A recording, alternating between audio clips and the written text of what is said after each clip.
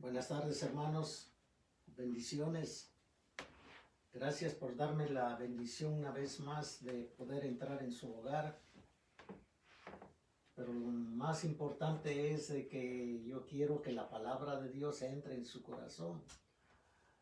Su hogar de por sí ya está bendecido y usted también.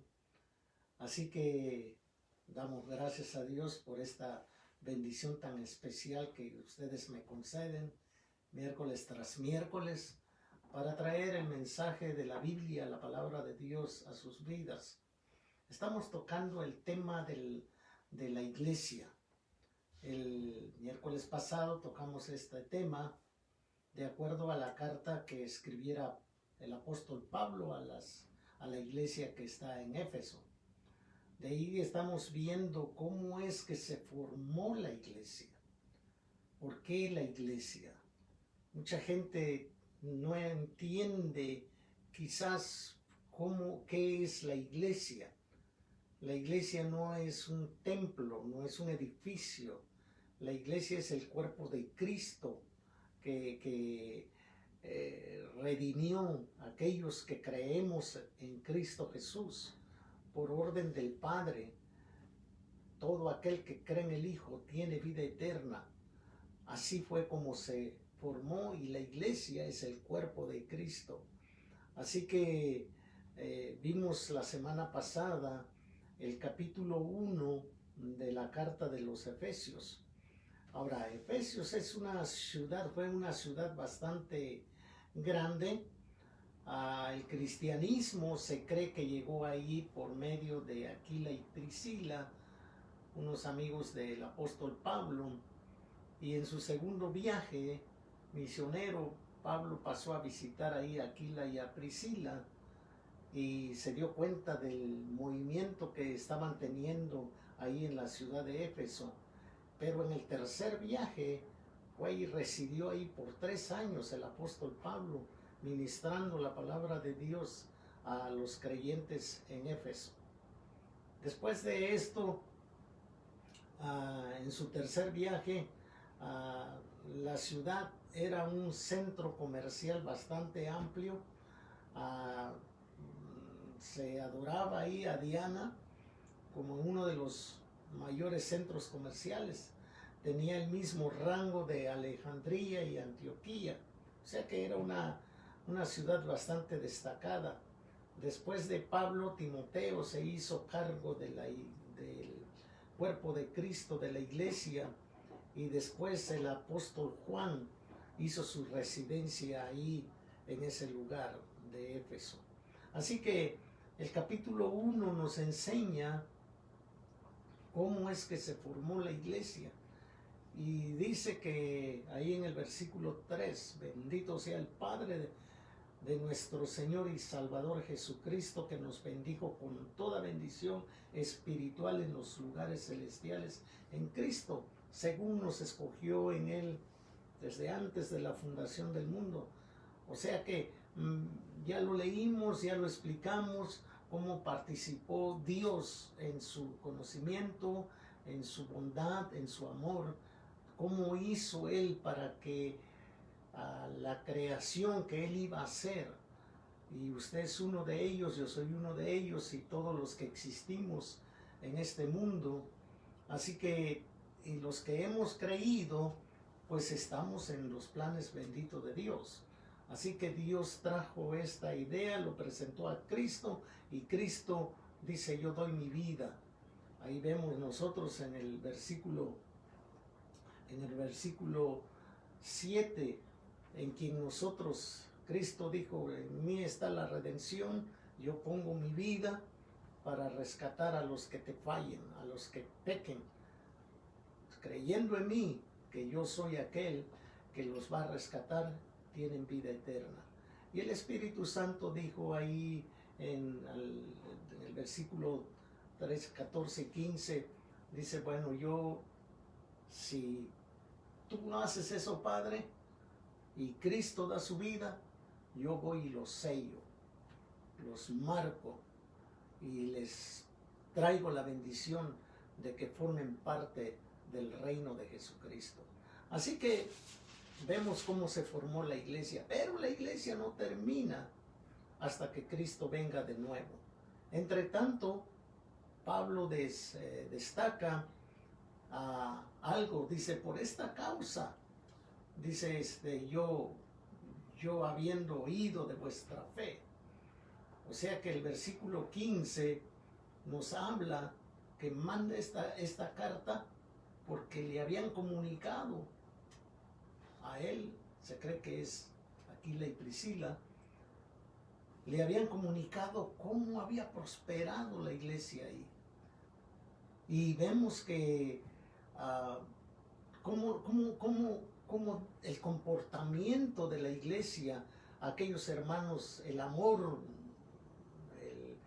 lo que ellos tenían, lo que ellos sentían, querían expresar ese amor que tenían. Entonces Pablo les dice, por esta causa, también yo habiendo oído de vuestra fe. Y yo quiero traer a consideración a ustedes la gratitud. Y esto es para todos los creyentes. Si usted forma parte de una iglesia y si usted pertenece a una iglesia, por supuesto no puede pertenecer a una iglesia si no asiste, porque la iglesia es el cuerpo de Cristo. O sea que eso es lo que dice la Biblia. Y entonces nosotros entendemos la gratitud de esta oración. Quiere decir que la iglesia debe de permanecer viva y la fe que tienen ellos. En otras palabras, si usted no tiene fe, no pertenece a la iglesia del cuerpo de Cristo.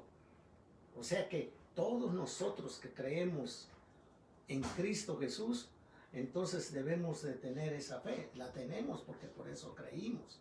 Así que no solamente está hablando esta carta solamente de la fe, sino también está hablando del amor.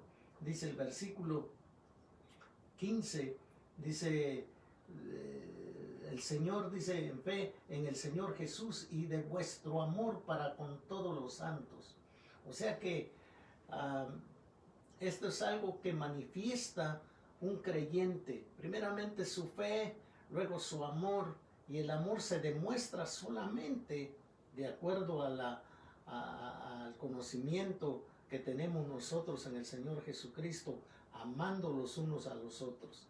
Si nosotros no amamos la iglesia, no amamos a los hermanos, entonces no pertenecemos al cuerpo de Cristo, porque Cristo amó la iglesia y dio su vida por ella.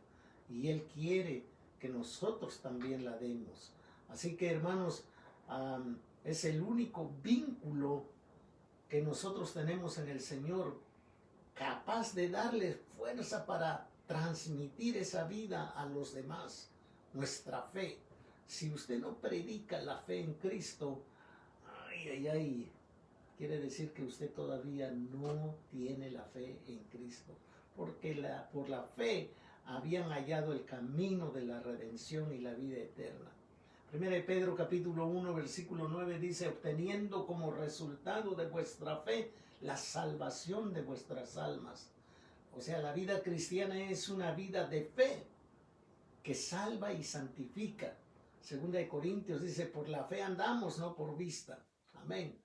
El amor para con los hermanos, el amor es la expresión visible de la fe en los hermanos.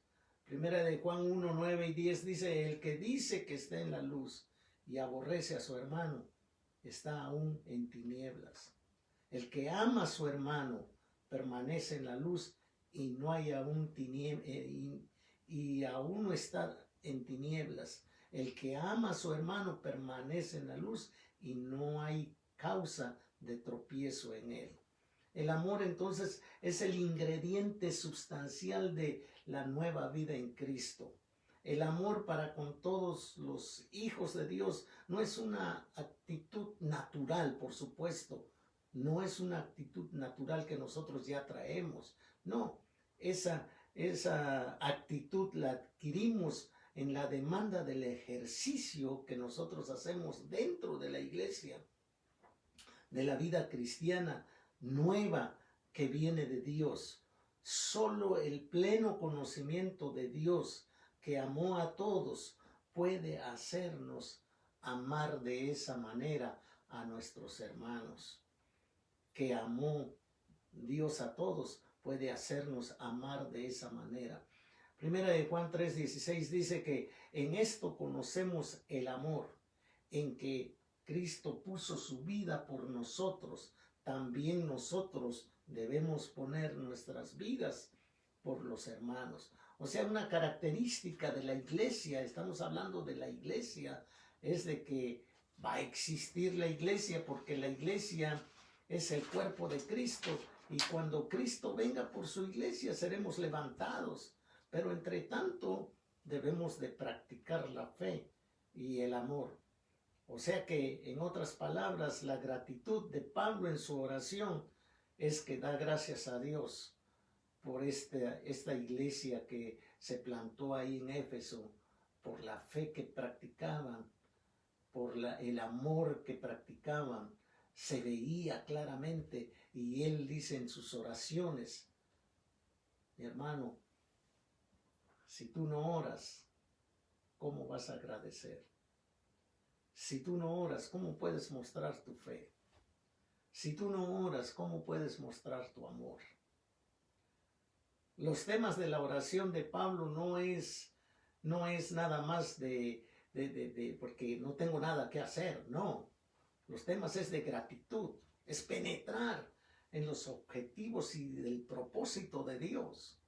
De otra manera, si tú no oras, ¿cómo vas a agradecer? Vamos a suponer que tú le estás hablando a tus padres de Cristo y tú quieres que tus padres se salven. Pues tienes que orar por ellos. Tienes que tener una actitud de agradecimiento a Dios porque si ellos aceptaron a Cristo, pues son salvos, están apuntados en el libro de la vida. Así que tú tienes que orar por ellos, tienes que tener fe en Dios de que Dios los va a sostener, Dios los va a amar. Y tú, como amas a tus padres, pues tú tienes que orar por ellos. Si tú le hablas a un amigo, también tú estás agradecido con Dios, porque ese mensaje que tú les diste de Cristo quiere decir que ya penetró en el corazón de ese amigo. Y tú ves cómo se desarrolla la fe en ese amigo bajo tu petición con Dios y el amor que ese amigo va a demostrar en la iglesia, su asistencia, su amor, su fe, su participación, su oración. Tú vas a tener un corazón agradecido con Dios y orando por ese amigo, por tus padres o por quien tú hayas hablado de Cristo Jesús y que esa persona se haya entregado a Cristo. O sea que el segundo tema que habla aquí, estamos en el versículo ahora 17, dice, para que el Dios de nuestro Señor Jesucristo, el Padre de gloria, os dé espíritu de sabiduría y de revelación en el conocimiento de Él, alumbrando los ojos de vuestro entendimiento, para que sepáis cuál es la esperanza a que Él os ha llamado y cuáles las riquezas de la gloria de su herencia para con los santos. Los temas de la oración de Pablo es penetrar en el objetivo, en el propósito que Dios tiene en cada uno de sus hijos. Y ahora dice, no solamente demostraron fe, no solamente demostraron amor, ahora tienen una esperanza. La esperanza que el Espíritu Santo pone en cada creyente. La esperanza y les hace ver que no solamente tengan esa esperanza de estar un día disfrutando de la presencia de Dios, sino que ahora tienen también las riquezas que ya están poseídas por ellos. Ya tienen la posición de esa riqueza que Cristo fue a preparar para ellos en la eternidad. Es una posesión adquirida en el momento que la persona ha creído en Cristo. Esa es la iglesia. Y luego dice las grandezas que tiene la gloria de Dios, las grandezas, el prodigio que completar sus necesidades espirituales El Espíritu da sabiduría y da conocimiento de revelación para que sepáis cuál es la esperanza de su llamamiento. Porque para que el Dios de nuestro Señor Jesucristo, el Padre de gloria, os dé espíritu de sabiduría y de revelación, que te revele. Revelación quiere decir apocalipsis en griego. Así que se abra la cortina para que veas lo que Dios tiene preparado para ti. Ese es el conocimiento, la revelación, alumbrando los ojos tuyos, vuestro entendimiento, para que sepáis cuál es la esperanza y sepáis a qué Él os ha llamado y cuáles son las riquezas de la gloria de su herencia en ti, en todos aquellos que hemos creído, y cuál es la supereminencia, grandeza de su poder para con nosotros los que creemos, según la operación del poder de su fuerza. Híjoles, hermanos, la iglesia no está abandonada. La iglesia está viva. Es la supereminentemente grandeza del poder de Dios para con nosotros los que creemos según la operación del poder de su fuerza. Ahora, ¿tiene fuerza Dios? Seguro que sí. En el momento que ha operado en nuestras vidas, en el poder de su Santo Espíritu, por supuesto que tiene poder, la cual operó cuando Cristo estuvo aquí en la tierra, Dios operando en la persona de Jesucristo, resucitándole de los muertos y sentándole a la diestra en los lugares celestiales. Él ha mostrado los temas de la oración de Pablo, es la esperanza adquirida, las riquezas que se ha adquirido y las grandezas que Dios nos ha dado. Hermano, usted es hijo de Dios, usted pertenece a la iglesia de Dios, pues sepas lo que Dios tiene preparado. ¿Y cómo vas a ver aquel a quien tú les has hablado de la presencia de Cristo en sus vidas? ¿Cómo van a saber si no les hablas como Pablo le habló a la iglesia de Éfeso, a los hermanos de Éfeso?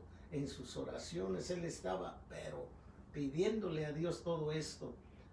No solamente está en los temas en esta oración, sino ahora también hizo entender, hizo comprender la magnitud de ese poder, la autoridad. ¿Quién es la autoridad? Vamos a leer el versículo 18, dice: alumbrando los ojos de vuestro entendimiento para que sepáis cuál es la esperanza que Él os ha llamado y cuáles las riquezas de la gloria de su herencia en los santos, y cuál es la supereminente grandeza de su poder para con nosotros los que creemos, según la operación del poder de su fuerza, la cual operó en Cristo, resucitándole de los muertos y sentándole a su diestra en los lugares celestiales.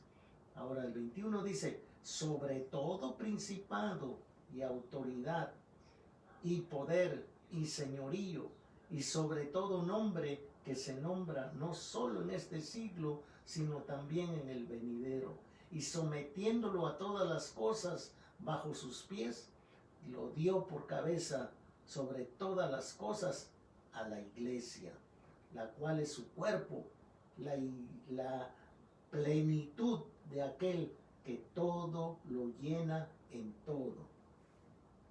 Mis hermanos, la autoridad de la cabeza, o sea, Cristo, la derrota que Él dio a las jerarquías espirituales y las que son conocidas, dice, en este siglo y en el porvenir.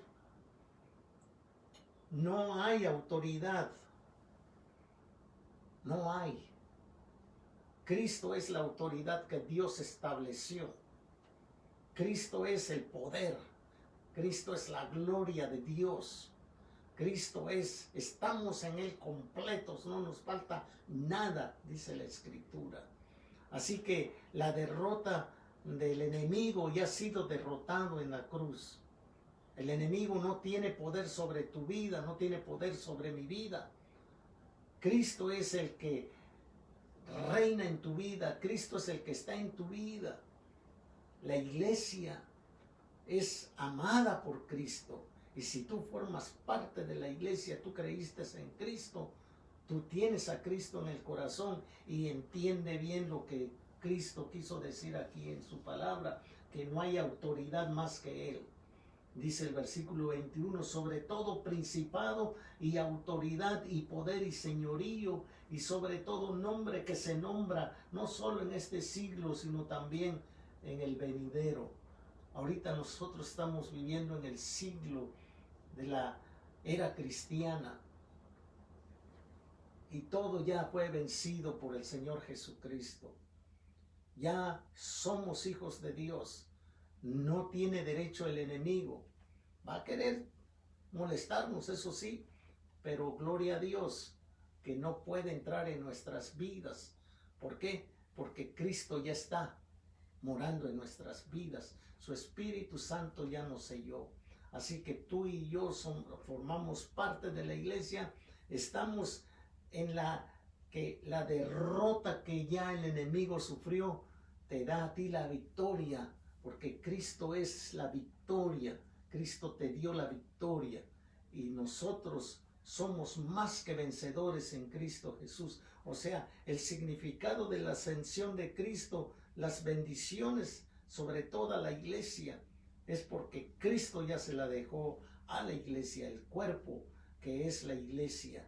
Y dice el versículo 22, y sometió todas las cosas bajo sus pies y lo dio por cabeza sobre todas las cosas a la iglesia, la cual es su cuerpo, la plenitud de aquel que todo lo llena en todo.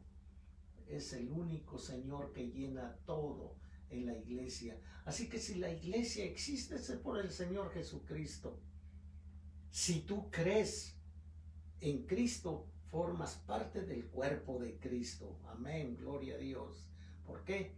Porque crees en Cristo como tu Señor y Salvador. Él es el que te vino a salvar. Él es el que Dios envió a tu favor, a mi favor, a favor de la humanidad. Ahora, si la gente no lo quiere aceptar, ese es problema de la persona.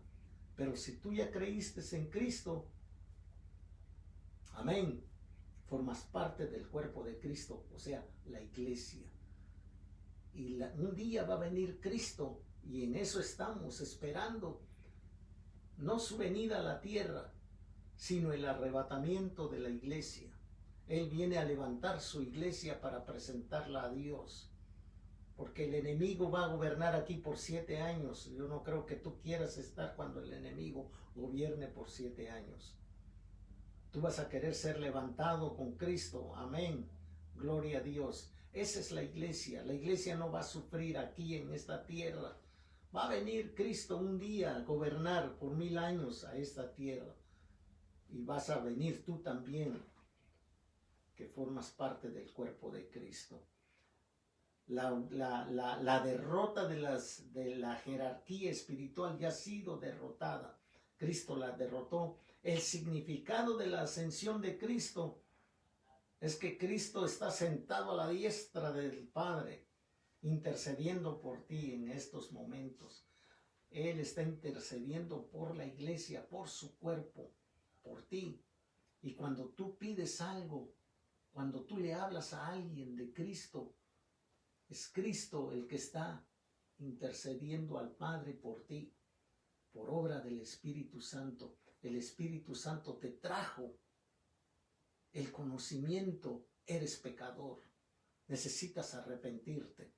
El Espíritu Santo, dice la Biblia, el versículo 14, dice el 13, perdón, en él también vosotros, habiendo oído la palabra de verdad, el evangelio de vuestra salvación, y habiendo creído en él, fuisteis sellado con el Espíritu Santo de la promesa, que es las arras de nuestra herencia, hasta la redención de la posesión adquirida para alabanza de su gloria.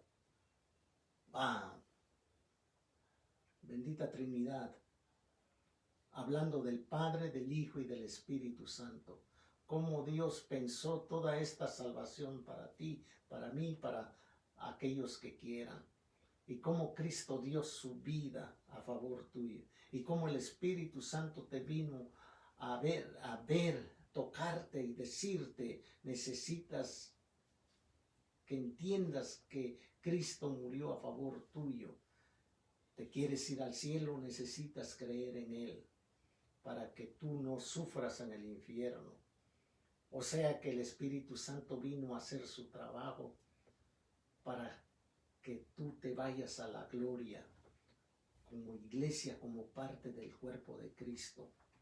Muy por encima de todo principado, autoridad, dominio y todo lo que se nombra no solo en este siglo, sino también en el venidero. Y todo lo sometió a sus pies, y a él lo dio por cabeza sobre todas las cosas a la iglesia, la cual es su cuerpo, la plenitud de aquel que lo llena en todo.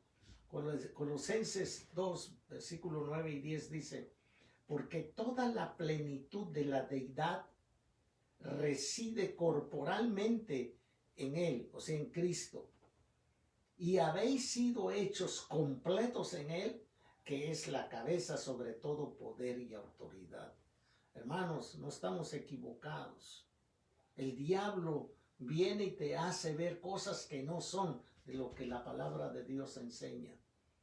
El diablo hace su trabajo, pero el Espíritu Santo está en ti, está en mí, que hemos creído lo que el Espíritu Santo. No tomes en cuenta lo que el diablo te dice, que te viene a poner en la mente que no es cierto.